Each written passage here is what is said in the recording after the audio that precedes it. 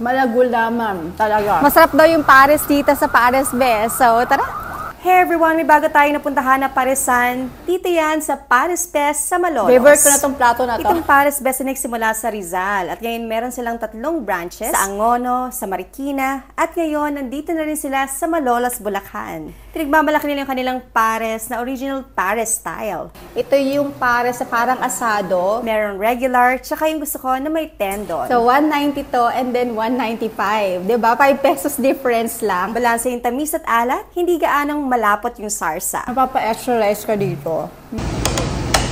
Bukod sa pares, try natin yung kanilang tapsilog, sizzling seafood, pansit na maraming sahog, ensaladang talong na may itlog na maalat, bagnet, sibuyas, kamatis, pag-uong. Meron din silang lumpiang ubod, pero fried ha, hindi siya sariwa. Beef mami na generous and chunks ng beef. Masarap higupin ng sabaw, tapos ang daming noodles. Meron din silang fruit salad for dessert at goto special na maraming toppings. Para sa akin, sulit yung presyo para sa quality ng mga pagkain nila dito.